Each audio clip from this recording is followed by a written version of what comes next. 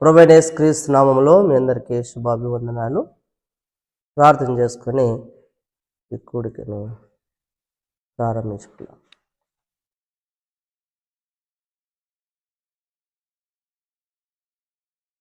దయగల మా తండ్రి, కనికరల మా ప్రభువ, కృపగల మా యేసయ్య, మీ దయగల ప్రేమను బట్టి, కనికరాన్ని బట్టి దేవా, మా జీవితాలకు దినాన్ని పొడిగించి మా గందులో ప్రాణం సజీవ లెక్కలో ఉంచిన దేవుడివై ఈ దిన పరిచయను దీవెనకరంగా మారుస్తున్న రుజువుపరచు సమర్థుడే సహాయపడుతూ వస్తున్న విధానాన్ని బట్టి వందనాలు. ఎంతైనా నమ్మదగిన దేవుడు యేసయ్య, మీ కార్యములు ఎంత రమ్యమైనవి, మనోహరమైనవి, మానవ హృదయానికి గోచరం కానివి అయినప్పటికీ ప్రభువా, నువ్వు మా కొరకు దాచి ఉంచినటువంటి తండ్రి పరిపూర్ణమైనటువంటివి నాయన. మరి తండ్రి, కంటికి కనబడినవి, చెవికి వినబడినటువంటివి ప్రభా, మరి నువ్వు దాచి ఉంచినటువంటి రహస్యవంత స్థలంలో ఉంచిన ప్రతి కార్యం బట్టి నేను ఎంతగానో స్తుతిస్తూ ఘనపరిస్తే చేస్తున్నావు అయ్యా. మరి నువ్వు ఉన్నవాడు, ఉన్నవారు చూచేవాడు నాయన. మీ సన్నిధానంలో మరొకసారి మేము కూడుకొని స్తుతించే భాగ్యాన్ని మాకు అనుగ్రహించిన విధానాన్ని బట్టి నేను ఎంతగానో స్తుతిస్తున్నాం ప్రభువా. మరి యొక్క కూడిక విషయమై సహాయపడతారండి. బలహీనుడును అల్పుడును శివసాటును మరుగుపరుచుకొని మీ ఆత్మచేత నడిపించి దేవా, నీవే మా మధ్యలో అధ్యక్షత వహించి సమస్తం చక్కగా జరిగిస్తూ నెరవేరుస్తున్నాయి నాయన. మరి తండ్రి, ఏదేమైనా పాటల ద్వారా, వాక్యం ద్వారా, చివరి ప్రార్థన వరకు మీరే మా మధ్యలో అధ్యక్షత వహించి మా మధ్యలో కనబడి పనిచేస్తున్న ప్రత్యేక శక్తులు లయపరిచి ప్రత్యేకమైనటువంటి మీ ప్రసన్నత, మీ శక్తిని, మహిమను, తేజస్సును విడుదల చేస్తూ మా మధ్యలో ఉన్న రుజువుపరుస్తున్నాయి దేవా. నా నోటికి మీ నోరుగా అందించి మీ వాక్శక్తిని దయచేస్తున్న రుజువుపరచమని మా రక్షకుడు యేసుక్రీస్తు నామములో ప్రార్థించి వేడుకుంటున్నాం తండ్రి, ఆమేన్.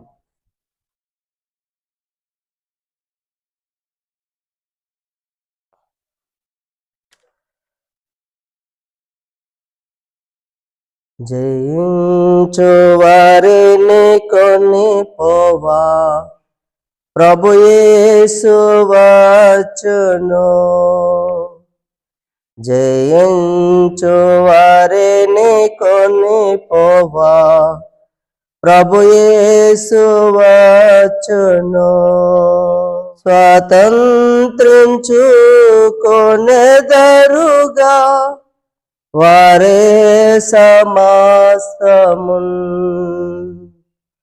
స్వాతంత్రించుకొనెదరుగా వారే సమస్తమున్.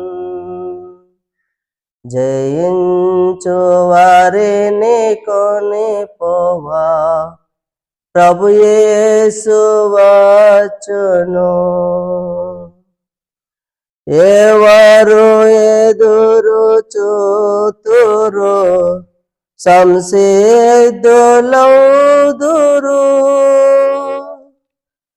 ఎవరు ఎదురు చూతురు సంసిద్ధులౌదురు. ప్రభు రాకనే వరసింతురు వారేసునే కొని పోవా.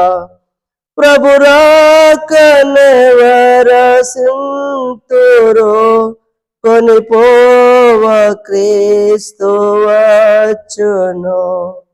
జయించు వారిని కొని పోవా ప్రభు యేసు వచ్చును. ఎవరు ఎదురు చూతురు సంసిద్ధులౌదురు.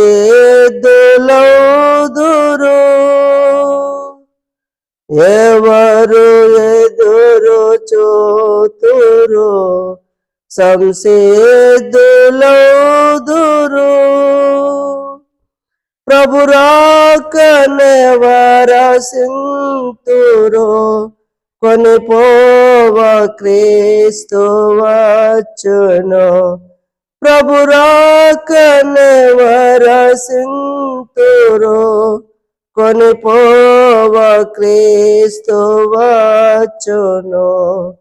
జయించు వారిని కొని పోవా ప్రభు యేసు వచ్చును. యేసు శిష్యులతో పలికే తిరిగివత్తునని యేసు శిష్యులతో పలికే తిరిగివత్తునని సిద్ధపరతు స్థలమును నేనున్న చోట మీరుండా సిద్ధపరతు స్థలమును నేనున్న చోట మీరుండా జయించు వారిని కొనిపోవా ప్రభు యేసు వచ్చును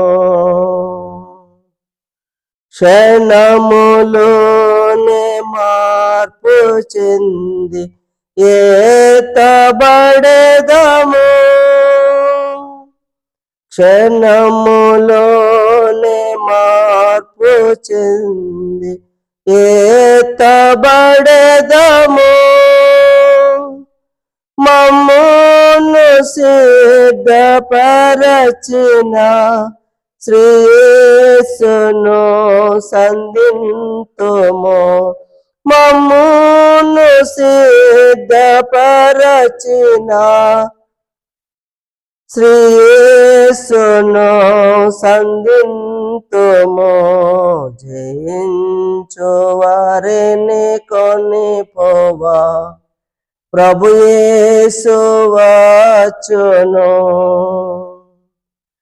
స్వతంత్రించుకొనెదరుగా వారే సమస్తమున్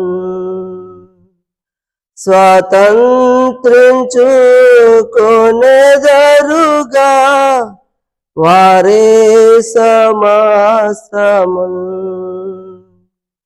జయించు వారిని కొనిపోవా ప్రభు యేసు వచ్చును. పరిశుద్ధ గ్రంథము నుండి ఆదికాండము 6వ అధ్యాయం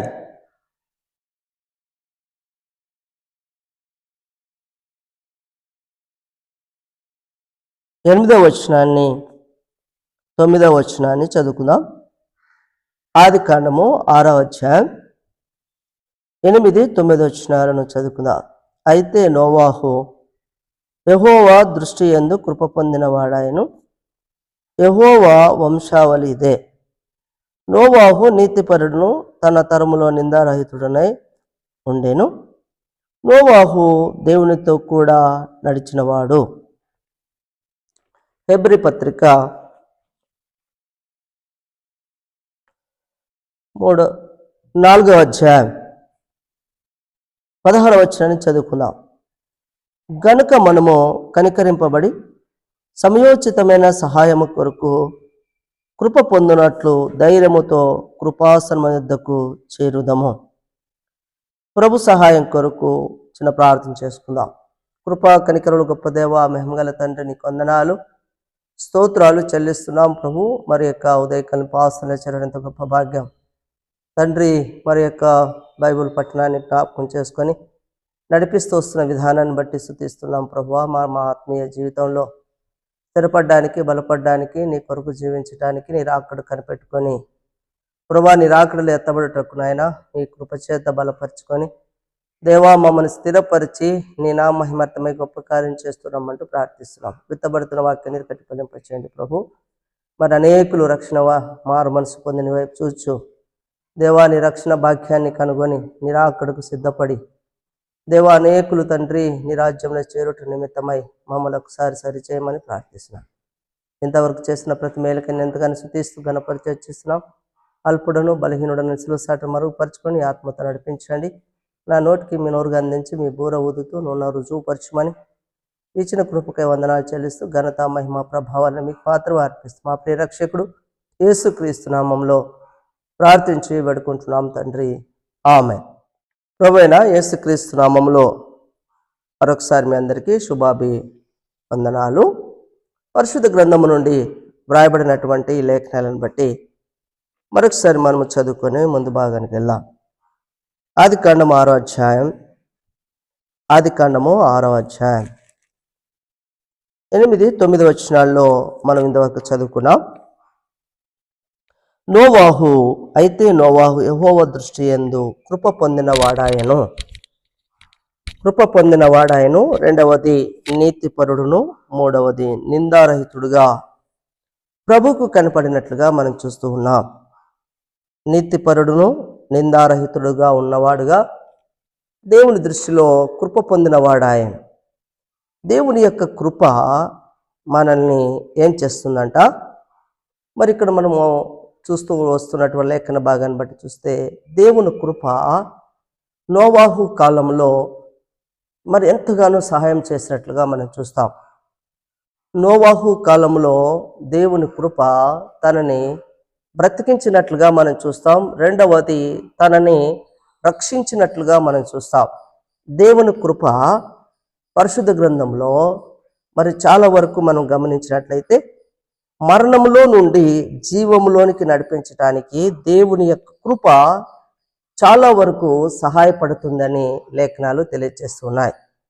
చూడండి, దేవుని యొక్క కృప లేకపోతే మనిషి యొక్క జీవితంలో మరి పడిపోయేవాడుగాను, మరణానికి అప్పగించబడేవాడుగాను ఉంటున్నట్టుగా మనం చూస్తున్నాం. అయితే ఈ ఉదయకాలం పరిశుద్ధ గ్రంథం తెలియజేస్తుంది, మనము నిజంగా దేవుని యొక్క కృపను పొందినటువంటి అనుభవంలోకి వస్తే ఆ అనుభవ జీవిత వ్యవస్థ వేరే. ఎందుకంటే నోవాహు కాలంలో ఉన్నటువంటి భయంకరమైనటువంటి పరిస్థితుల మధ్యలో మరి పాపమునకు లేదా లోక సంబంధమైనటువంటి జీవితానికి బానిసలుగా బ్రతుకుతున్నటువంటి లోకంలో ఉన్నటువంటి నోవాహు దేవుని యొక్క కృపను పొందినటువంటి అనుభవాన్ని జ్ఞాపకం చేస్తుంది గ్రంథం. గమనించండి, నోవాహు దేవుని కృపను పొందినవాడుగా ఉన్నాడు అని బైబిల్ మరి ఖచ్చితంగా చెప్పటానికి మనకు ఆధారాలు ఉంటున్నాయి. మరి దేవుని కృపను పొందినటువంటి వారు, దేవుని కృపలో ఉన్నటువంటి వారు ఎలా ఉంటారంట? క్షేమముగాను, ధైర్యముగాను, బలముగాను నిలబడతారంట. దేవుని కృపలో ఉన్నటువంటి వారు ధైర్యముగాను, బలముగాను నిలబడేటువంటి వారుగా ఉన్నారని గ్రంథం తెలియజేస్తుంది. అయితే ఈ ఉదయకాలం మనం ఏం చూస్తున్నాం? నోవాహు భయంకరమైనటువంటి పాపపు జీవితములు జీవిస్తున్న లోకములో ఉన్నప్పటికీ, మరణానికి సమీపముగా ఉన్నటువంటి లోకములో జీవిస్తున్నప్పటికీ, లోక సంబంధమైనటువంటి జీవిత అలవాట్లతో కూడినటువంటి జనముల మధ్యలో ఉన్నప్పటికీ, నోవాహు తన యొక్క వ్యక్తిగతమైన జీవితాన్ని కాపాడుకుంటూ, తన వ్యక్తిగతమైనటువంటి భక్తిని కాపాడుకుంటూ, తన వ్యక్తిగతమైన జీవితాన్ని మరి ప్రభువు కొరకు మరి జీవిస్తూ తను బ్రతికినట్లుగా మనం చూస్తూ ఉంటున్నాం. మరి నోవాహు దేవుని యొక్క కృపను ఎలా పొందగలిగాడు? దేవుని కృపను ఏ విధంగా పొందగలిగాడు అంటే, ఆ శ్రమ అంటే ఆ మరణము వచ్చి రావడం వల్ల, ఆ మరణపు స్థితి రావడం వల్ల, ఆ పట్టణంలో భయంకరమైనటువంటి దేవుని యొక్క కోపమునకు లేదా దేవుని యొక్క కార్యాలకు మరి భయంకరమైన పాపం అడ్డుగోడుగా ఉండటం వలన ఆ జనాన్ని లేదా అక్కడ ఉన్నటువంటి సమస్తమును నిర్మూలన చేయటం ద్వారా నోవాహు దేవుని కృపను పొందిన వాడని జ్ఞాపకం చేస్తుంది గ్రంథం. ఆ స్థలములో ఆ భయంకరమైనటువంటి వేతన, ఆ భయంకరమైనటువంటి స్థితి రాకపోయి ఉంటే నోవాహు దేవుని కృపను పొందిన వాడని చెప్పలేం. దేవుని కృపను పొందినటువంటి వాడు ఎలా ఉంటే జీవిస్తాడు. దేవుని కృపను పొందినటువంటి వాడు జీవిస్తాడు. జీవించడం అంటే ఏంటి? జీవించడం అంటే మనము మన యొక్క వ్యక్తిగతంగా మనం ఒకసారి జ్ఞాపకం చేసుకుంటే, మన ఆత్మకు మరణం లేదు. మనం గుర్తించాల్సిన విషయం ఏంటంటే, మన ఆత్మకు మరణం లేదు. మనం చనిపోయినా మన ఆత్మకు మరణం లేదు. ఎందుకంటే మరణం లేని ఆత్మచేత మనం జీవిస్తున్నాం. ఇది బాగా గుర్తుపెట్టుకోవాలి. మనం మరణమే లేనటువంటి ఆత్మచేత మనం జీవిస్తున్నాం. అంటే మన శరీరానికి మరణం ఉంది కానీ ఆత్మకు మరణం లేదు. మన శరీరానికి, మన దేహానికి మరణం ఉంది కానీ మన ఆత్మకు మరణం లేదు. ఎందుకని? మరణించబడినటువంటి వ్యక్తి భూమిలో పాతి పెడుతున్నాం. ఈ శరీరం కుళ్ళిపోతుంది. తర్వాత మనలో ఉన్నటువంటి ఆత్మ, మనలో ఉన్నటువంటి జీవం ఎక్కడి నుండి అయితే వచ్చిందో అక్కడ వెళ్ళడానికి ప్రయత్నం చేస్తుంది. అయితే ఈ లోకంలో ఈ ఆత్మచేత జీవించుతున్నటువంటి వారమైన మనం జీవించుచున్న ఆత్మచేత జీవిస్తున్నటువంటి వారమైన మనం ఇది గుర్తుపెట్టుకోవాలి. మన ఆత్మకు మరణం లేదని గుర్తుపెట్టుకోవాలి. ఈరోజు మన ఆత్మకు మరణం లేదన్నటువంటి ఆలోచన చేసేటువంటి ప్రతి ఒక్కరికి ఈ మాటను జ్ఞాపకం ఉంచుకోవాలని మనవి చేస్తున్నాను. ఎందుకంటే మన శరీరంతో పాటు మన మరణించదు. మృతమై ఉన్న దేహానికి జీవింపచేసేటువంటి ఆత్మ ఒకటి ఉంది. మృతమై ఉన్నటువంటి దేహానికి, చనిపోయేటువంటి దేహానికి, మన్నైపోయేటువంటి దేహానికి జీవించేటువంటి ఆత్మ ఉందని బైబిల్ చెప్తుంది. నేను చెప్తున్న మాట కాదు. చూడండి, రోమాపత్రికలో 8వ అధ్యాయం, రోమాపత్రిక 8వ అధ్యాయం 11వ వచనంలో, మృతులలో నుండి యేసును లేపిన వాని ఆత్మ మీలో నివసించినట్లా, మృతులలో నుండి క్రీస్తు యేసును లేపిన వాడు చావునకు లోనైన మీ శరీరములను కూడా మీలో నివసించుతున్న తన ఆత్మ ద్వారా జీవింపచ్చాను. మన శరీరం మరణానికి అప్పగించబడినా మన ఆత్మ మరణానికి అప్పగించబడదు. మన ఆత్మకు మరణం లేదు, మన శరీరానికి మాత్రమే మరణం ఉంది. మరణమే లేనటువంటి ఆత్మ విషయమై పరిశుద్ధ గ్రంథం తెలియజేస్తుంది. ఇది మరణమే లేనటువంటి ఆత్మ విషయమై పరిశుద్ధ గ్రంథం జ్ఞాపకం చేస్తుంది. ఒకవేళ మన ఆత్మకు మరణం ఉంటే, మన ఆత్మకు మరణమే ఉంటే మనకి ఏ దేవుడు అవసరం లేదు, మనకు ఎవరు అవసరం లేదు, మనం బ్రతికించే వాళ్ళు అవసరం లేదు, మనకు నీతి బోధన అవసరం లేదు, మన ఆధ్యాత్మిక జీవితం అవసరం లేదు, మనం ఈ లోకంలో పరిశుద్ధంగా జీవించాల్సిన అవసరం లేదు. ఎందుకంటే ఆత్మకు మరణం ఉంది కాబట్టి. ఆత్మకు మరణం ఉండి శరీరానికి మరణం ఉంటే మనం ఆత్మీయంగా జీవించాల్సిన అవసరం లేదు, ఆధ్యాత్మికంగా జీవించాల్సిన అవసరం లేదు. మనం ఈ లోకంలో తినుచు తాగుచు ఆనందించు లోక సంబంధమైన ఈచ్ఛలకు, లోక సంబంధమైన అలవాట్లకు బానిసలుగా ఉండొచ్చు. అందులో ఏ విధమైనటువంటి సమస్య లేదు. అయితే మనం ఎందుకు ఆధ్యాత్మికంగా జీవించాలి, ఆత్మీయంగా జీవించాలి అంటే మన ఆత్మకు మరణం లేదు కాబట్టి. మన ఆత్మకు మరణం లేదు, మరణం లేని ఆత్మచేత జీవించుచున్నాం మనం. కాబట్టి ఈ మరణం లేనటువంటి ఆత్మచేత జీవించుచున్నటువంటి మనల్ని దేవుడు మనల్ని బ్రతికించాలని. ఎలాగ బ్రతికించాలని? మనం భూలోకంలో ఏ విధంగా బ్రతుకుతున్నామో మరలా మనం ఆ విధంగా బ్రతికించాలని. అంటే బ్రతికించబడడానికి దేవుడు అవసరం అంటే అవును. ఎందుకనగా మనలో పరిశుద్ధమైనటువంటి ఆత్మ లేకపోతే మన ఆత్మ సరైనటువంటి మార్గంలో నడవలేదు, మన ఆత్మ సరైనటువంటి మార్గాన్ని చూపించలేదు. కాబట్టి మనల్ని నడిపించేవాడు పరిశుద్ధుడై ఉండాలి, పాపం లేని వాడే ఉండాలి. మరి లోక సంబంధమైన జీవితాన్ని జీవించని వాడే తన ఆత్మను శుద్ధి చేసుకున్నటువంటి వ్యక్తి ఆ ఆత్మచేత మనం నడిపించేటువంటి వాడుగా ఉండాలి. అట్టి ఆత్మచేత నడిపించబడితేనే మనము పరిశుద్ధులుగాను నీతిమంతులుగాను జీవించడానికి సాధ్యమవుతుంది. కాబట్టి పరిశుద్ధ గ్రంథం తెలియజేస్తున్నటువంటి లేఖనాన్ని బట్టి చూస్తే మన ఆత్మకు మరణం లేదు. అందుకే మరణం లేనటువంటి ఆత్మచేత జీవించుతున్నటువంటి వారమైన మనం మరి ఈరోజు నోవాహును బట్టి నేర్చుకోవాల్సిన విషయం ఏంటంటే, మరణించబడుతున్నటువంటి జనం మధ్యలో ఉన్న తన ఆత్మను బ్రతికించుకున్నటువంటి గొప్పతనాన్ని ఈరోజు మనము జ్ఞాపకం చేసుకుంటున్నాం. నోవాహు కూడా మనలాంటి స్వభావం కలిగిన వాడే, నోవాహు కూడా మనలాంటి మనిషే. అతడేం దేవుడు కాదు, సాధారణమైనటువంటి వ్యక్తిగా ఉన్నవాడు. తనకు భార్య ఉంది, 3 కుమారులు 3 కోడళ్ళు ఉన్నారు, కుటుంబంతో కలిసినటువంటి వాడుగా ఉన్నాడు, కుటుంబంలో కలిసిగా ఉన్నట్టు వాడుగా ఉన్నాడు.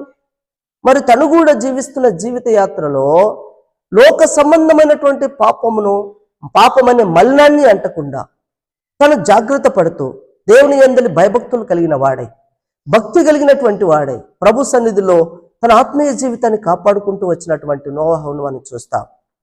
నోవాహు జీవించినటువంటి జీవిత కాలంలో మరి ప్రభుతో కూడా నడిచినట్లుగా మనం చూస్తూ ఉన్నాం. ప్రభు యొక్క జీవితం అంటే తను జీవిస్తున్నటువంటి జీవితం ప్రభుతో కూడా జీవించినట్లుగా మనం చూస్తున్నాం. ఎందుకు ప్రభుతో కూడా జీవిస్తున్నాడు నోవాహు అంటే తన ఆత్మని బ్రతికించుకోవటానికి. చూడండి, అది ఆదికాండం 6వ అధ్యాయంలో మనం ఇంకో మాట కూడా చూద్దాం.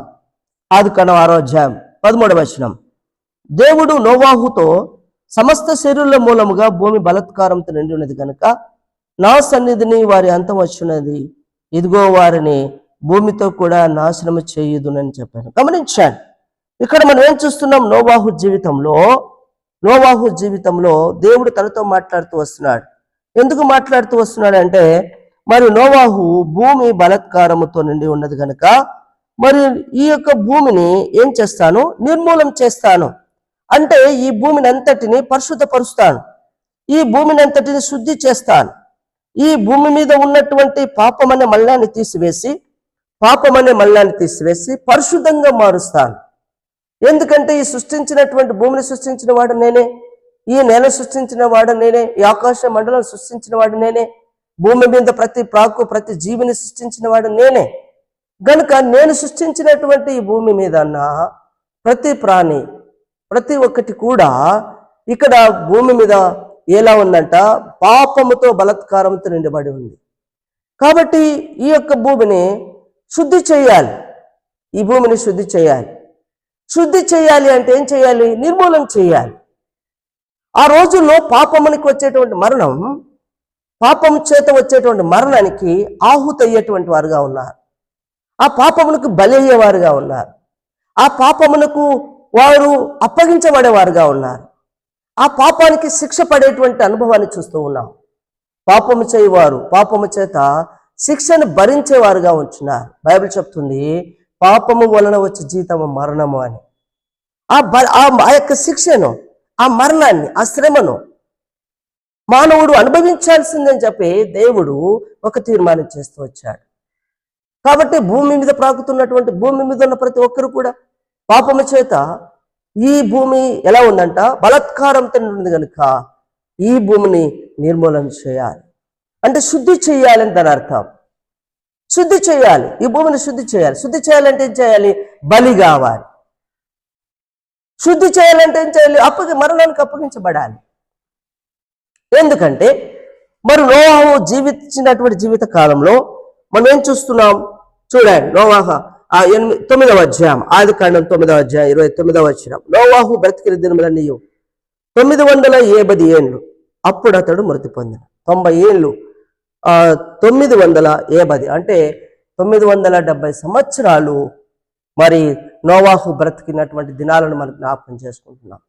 మరి 970 సంవత్సరాలు బ్రతికినటువంటి నోవాహు మరి భూమి మీద ఎలా జీవించి ఉంటాడు? దేవుని చేత ఎలా నడిచి ఉంటాడు? మరి నిందారహితుడిగా ఎలా ఉంటాడు చెప్పండి? అంటే నిందారహితుడిగా ఉండడానికి, ఏ విధమైనటువంటి నింద మోపడానికి, ఎవరు కూడా దాని మీద నింద పోపటానికి కూడా అవకాశం లేకున్నట్లుగా తన బ్రతికిన జీవితాన్ని జ్ఞాపకం చేస్తుంది గ్రంథం. ప్రియ సహోదరి సహోదరుడా, మరి అన్ని సంవత్సరాలు 970 సంవత్సరాలు నోవాహు బ్రతికినటువంటి జీవిత కాలంలో మనం మహా అంటే 70 సంవత్సరాలు బ్రతికితే పెద్దగా గల బలము కలిగి ఉంటే 80 సంవత్సరాలు. బైబిల్ అదే చెప్తుంది. 70 సంవత్సరాలు మహాబలం కలిగి ఉంటే 80 సంవత్సరాలు. మానవుని యొక్క ఆయుష్ 70 సంవత్సరాలు అంట. ఈ 70 సంవత్సరాల జీవిత కాలంలో ఒకవేళ బలము కలిగి ఉంటే 80 సంవత్సరాల జీవిత కాలంలో మనము నిందారహితులుగా జీవించాలని, ప్రభువుతో నడవాలన్నది చాలా గొప్ప విషయం. ఎందుకంటే ప్రభుతో నడిచేటువంటి అనుభవం చాలా గొప్పది. ప్రభుతో నడవటం అంటే ఏంటి? సాధారణమైన విషయం కాదు. ప్రభుతో నడవటం అనేది సాధారణ విషయం కాదు. లోక సంబంధులతో నడవటం చాలా ఈజీ. కానీ దేవుడితో నడవటం అనేది చాలా కష్టమైన పని. ఎందుకంటే లోకములో ఉన్నదేదైనాను మనలో ఉన్న ఎడల మనం ప్రభుతో నడవలేం. లోకములో ఉన్నదేదైనా మనతో ఉన్న ఎడల మనం ప్రభుతో ఉండలేం. ఎందుకంటే ప్రభు మనల్ని గుర్తిస్తున్నాడు, మనల్ని చూస్తున్నాడు, మన హృదయములో ఉన్నటువంటి తలంపులను, ఆలోచనలు ఎరిగినటువంటి దేవుడిగా ఉంటున్నాడు. కాబట్టి మనం ప్రభుతో నడవటానికి సాధ్యం కాదు. కాబట్టి పరిశుద్ధ గ్రంథం తెలియజేస్తుంది, ప్రభుతో నడిచినటువంటి అనుభవాన్ని జ్ఞాపకం చేస్తున్నాడు నోవాహు. మరి తను జీవించినటువంటి జీవిత కాలంలో ప్రభుతో నడిచినటువంటి అనుభవాన్ని జ్ఞాపకం చేస్తూ ఉన్నాడు. మన వ్యక్తిగతమైన జీవితంలో మరి దేవుని కృపను పొందినటువంటి వారమైన మనం, దేవుని కృప లేకపోతే మనం నిజంగా ఇంతకాలం జీవించలేం. మనం ఇంత గొప్ప రక్షణ పొందలేం. ఇంత గొప్ప రక్షణ భాగ్యాన్ని మనం అనుభవించలేం. ఎందుకంటే దేవుని కృప పొందిన వారే ప్రభుతో జీవించడానికి సాధ్యమవుతుంది. దేవుని కృప చేత రక్షించబడినటువంటి వారే ప్రభుతో నడవడానికి సాధ్యమవుతుంది. కాబట్టి దేవుని కృపను పొందినటువంటి నోవాహు జీవితంలో మనం ఏం చూస్తున్నామంటే బ్రతికినటువంటి విధానాన్ని చూస్తున్నాం. నోవాహు బ్రతికినటువంటి అనుభవాన్ని జ్ఞాపకం చేస్తుంది గ్రంథం. చూడండి, మొదటి పేతురు పత్రిక 3వ అధ్యాయము 19-20 కలిసిన చదువుకుందాం. దేవుని దీర్ఘశాంతం ఇంకా కనిపెట్టుచున్నప్పుడు పూర్వము నోవాహు దినములలో ఓడ సిద్ధపరచుచుండగా అవిధేయులైన వారి యొద్దకు అనగా చెరలో ఉన్న ఆత్మల యొద్దకు ఆయన ఆత్మస్వరూపిగానే వెళ్ళి వారికి ప్రకటించెను. ఆ ఓడలో కొందరు అనగా 8 మంది నీటి ద్వారా రక్షణ పొందిరి. దానికి సాదృశ్యమైన బ్యాప్టిజం ఇప్పుడు మిమ్మును రక్షించుచున్నది. అదేదనగా శరీర మాలిన్యము తీసివేయుట కాదు గాని యేసుక్రీస్తు పునరుత్థాన మూలముగా దేవుని విషయము నిర్మలమైన మనస్సాక్షినిచ్చు ప్రత్యుత్తరమే. గమనించండి ప్రియ సహోదరి సహోదరుడా, మరి ఆనాడు నోవాహు కాలంలో వారు మరి అనేకులు మరణానికి అప్పగించబడుతూ వచ్చారు. అనేకులు అంటే సమస్తము, భూమి మీద ఉన్నటువంటి సమస్తమును నిర్మూలన చేస్తూ వచ్చాడు. అయితే దేవుడు నోవాహుతో పాటు ప్రతి ప్రాణిని రెండేసి జీవులను, ఆడ మగ అనేటువంటి 2 జీవులను ఆ ఓడలో ఉన్నట్టుగా మనం చూస్తాం. ప్రతి జీవి రెండేసి జీవులను, ఆడ మగ అనేటువంటి 2 జీవులను ఆ ఓడలో ఉన్నట్టుగా మనం చూస్తున్నాం. అయితే పశువులకు జంతువులకు ఆత్మ లేదు. నువ్వు అనుకుంటున్నావేమో చచ్చిపోతే ఏదో కుక్కగానో ఏదో నక్కగానో వేస్తాడులే దేవుడు అనుకుంటున్నావేమో. మన ఆత్మ లేదు, జంతువులకు ఆత్మ లేదు. కనుక ఆత్మ లేనటువంటి జంతువులకు ఆత్మ ఉన్నటువంటి మానవుని ఎలా వేస్తాడు? గమనించండి. చాలా మంది చెప్తుంటారు, ఇదిగో మళ్ళా కుక్కగాను నక్కగాను పుడతావులే. అరే, జంతువులకు ఆత్మ లేదు, ప్రాణం ఉంది, కానీ మనిషికి ఆత్మ ఉంది. ఆత్మ ఉన్నటువంటి మానవుడు జీవికి ఎట్లా వేస్తాడు? ఆ జంతువులకు ఎట్లా వేస్తాడు దేవుడు? జంతువులకు ఆత్మ లేదు. కాబట్టి మనం జంతువులం కాదు, మనుషులం. బైబిల్ చెప్తుంది, మీరు పిచ్చుకల కంటే శ్రేష్ఠులు కారా అన్నాడు దేవుడు. అంటే ఎంతటి చూడండి, మన మీద దేవుడు ఎంత ప్రణాళిక కలిగి ఉన్నాడు, ఎంత ప్రేమ కలిగి ఉన్నాడో చూడండి. మనం జంతువులు గాను, పక్షులు గాను, మృగాలు గాను పోల్చుకోకూడదు. ఎందుకంటే మనం దేవుని దృష్టిలో ఎంతో సుందరమైన వారం, ఎంతో అందమైన వారం. దేవుని దృష్టిలో మనం ఎంతో ప్రియమైన వారం, ఆయనకి ఇష్టమైన వారం. ఆయన దృష్టిలో మనం ఎంతో ఆయనతో పాటు కూర్చున్నటువంటి అధికారాన్ని కలిగినటువంటి ఆయన పిల్లలమై ఉన్నవారం. కాబట్టి మనము జంతువులతో పశువులతో పోల్చుకోండి. ఎందుకంటే మనము దేవుని దృష్టిలో విలువైన వారమై ఉన్నాం.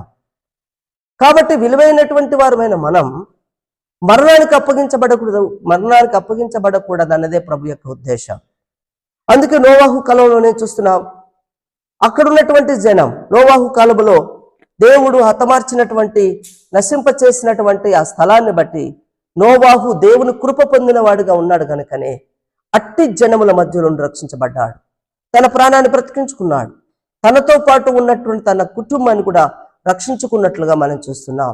ఈ దినాన మనం మాత్రమే కాకుండా మన కుటుంబాన్ని కూడా రక్షించుకునేటువంటి బాధ్యత, మన కుటుంబాన్ని కూడా రక్షించుకునేటువంటి భారం అట్లా ఉంది దేవుడు.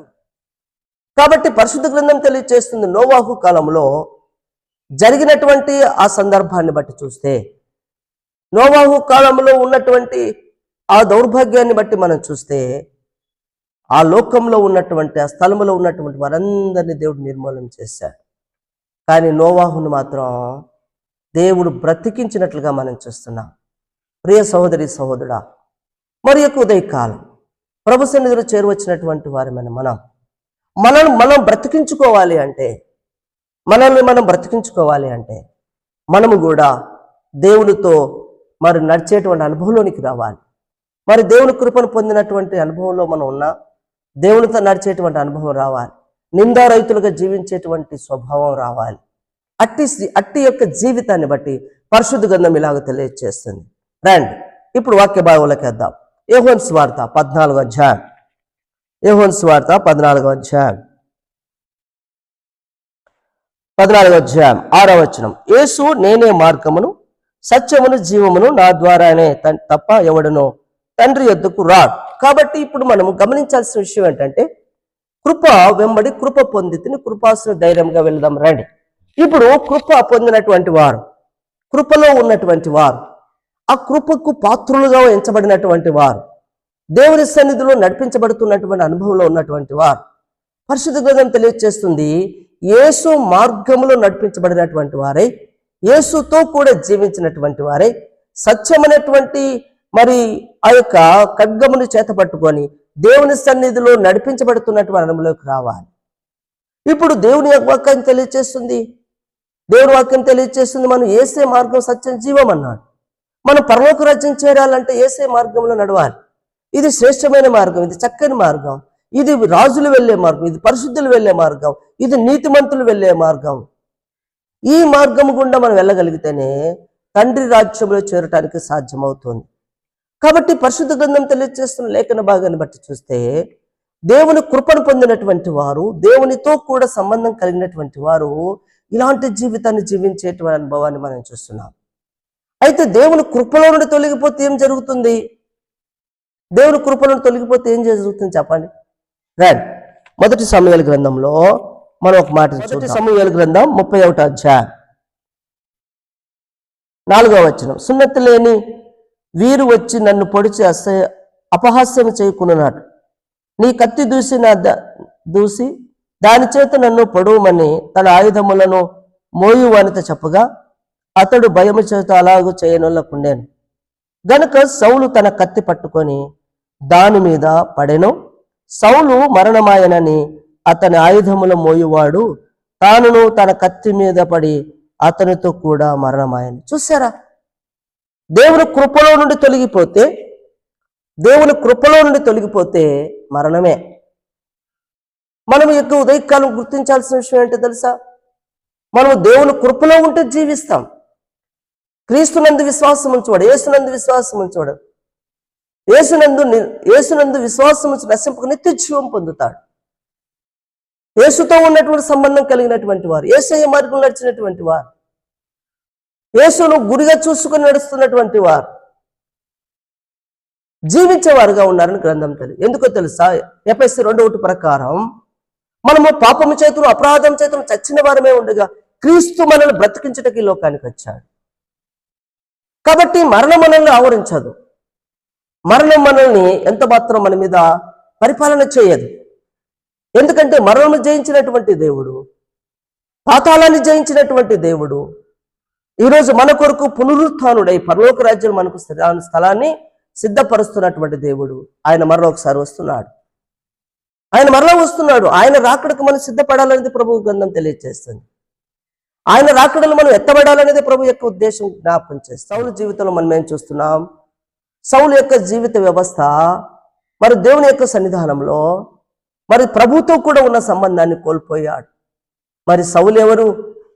దేవుడే తనను స్వయముగా రాజుగా వారు నిర్ణయించిన వాడు, అభిషేకించిన వాడు, ఇశ్రాయేలు ప్రజలకు మరి నాయకుడిగా ఎంచినటువంటి వాడు, ఇశ్రాయేలు ప్రజలను మరి నడిపించడానికి ఒక ప్రత్యేకమైనటువంటి రాజుగా ముద్ర వేయబడిన వాడు, మరి దేవుని చేత ఏర్పరచబడిన వాడు, మరి అంత గొప్ప రాజుగా ఉన్నటువంటి సౌలు, అంత గొప్పగా రాజుగా ఉన్నటువంటి సౌలు తన కత్తి చేతనే తన ప్రాణాన్ని పోగొట్టుకున్నాడు. కారణం ఏంటో తెలుసా? వారి క్రియల చొప్పున వారికి ప్రతిఫలం దొరుకును. వారి క్రియల చొప్పున వారికి ప్రతిఫలం దొరుకును. నీ నీతి క్రియలే నీ అంట వచ్చును. నువ్వు అనుకుంటున్నావేమో, నువ్వు చేసేటువంటి ప్రతి పనిని, నువ్వు చేస్తున్న ప్రతి విధమైనటువంటి ఆలోచన, ప్రతి విధమైనటువంటి జీవిత వ్యవస్థ ప్రభు చూస్తున్నాడు. నన్నెవరు చూడలేదనుకోవద్దు, నన్నెవరు గుర్తించలేదనుకోవద్దు. నేను ఎక్కడో షాటుగా, ఎక్కడో మాటుగా, నేను ఎక్కడో దూరంగా ఉండాలి, ఎవరికి కనబడలే అనుకుంటున్నావేమో. రే సహోదరి సహోదరుడా, ఆయన కన్నులకు సమస్తము తేటగా కనబడుతుంది.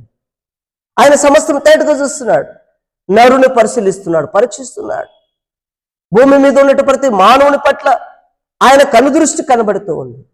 ఆయన కనుదృష్టికి మరుగైనది ఏది లేదు. కాబట్టి గుర్తించుకోవాల్సిన విషయం ఏంటంటే, మనం ఈ లోకంలో ఎంతకాలం జీవించామన్నది కాదు ముఖ్యం. మనం ఎంతకాలం జీవించినా ఒకరోజు మరణానికి అప్పగించబడాల్సిన వారమే. అయితే ఆ మరణం మన మీద పరిపాలన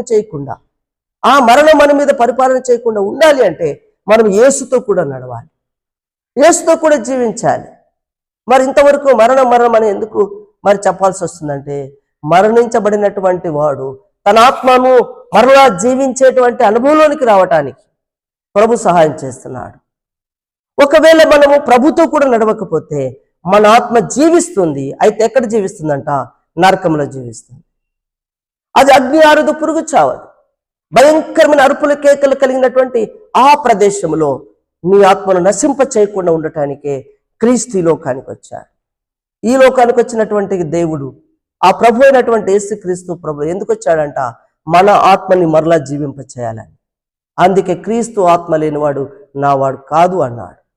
మన ఆత్మ చేత మరి క్రీస్తు ఆత్మగా మార్చబడినటువంటి వారమై ఆనాడు నోవాహు దేవుని యొక్క కృపను పొంది మరణములో నుండి జీవంలోనికి వచ్చి పునరుత్థానుడుగా ఈరోజు మనందరికీ సాక్షిగా నిలబడినటువంటి ఆ నోవాహుని బట్టి పరిశుద్ధ గ్రంథం ఇలాగా తెలియజేస్తుంది.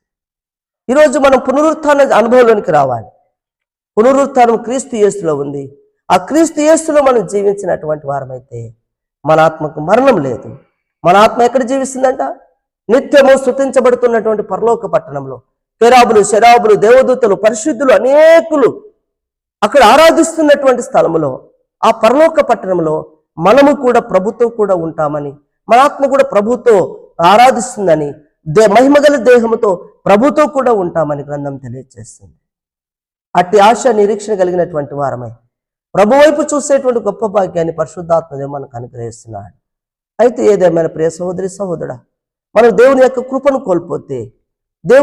కోల్పోతే మన ప్రాణాన్ని, మన ఆత్మను మనమే నష్టపరుచుకున్న వారం అవుతాం.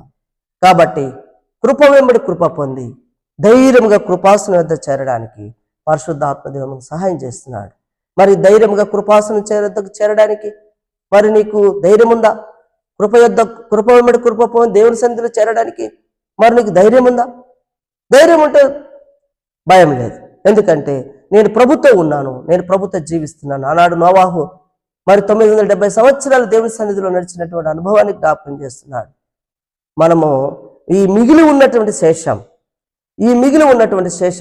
ప్రభు సన్నిధిలో నడవాలని, ప్రభు సన్నిధిలో జీవించాలని, ప్రభు కొరకు నిరీక్షణతో కనిపెట్టుకొని ప్రభు రాకడ వరకు నమ్మకంగా జీవించాలనేదే ప్రభు యొక్క ఉద్దేశం. కాబట్టి ప్రియ సహోదరి సహోదరుడా, మన వ్యక్తిగతమైన బలిపేతను బట్టి కాదు కానీ ప్రభు కొరకు జీవించచ్చు, ప్రభు రాకడ కొరకు మనం కనిపెట్టుకొని ప్రభుతో కూడా జీవించడానికి పరిశుద్ధాత్మ దేవుడు మనకు సహాయం చేస్తున్నాడు. అట్టి కృపలో ప్రభు మనకు నడిపించి బలపరిచి సహాయం చేయనుగాక. ప్రార్థన చేసుకుందాం.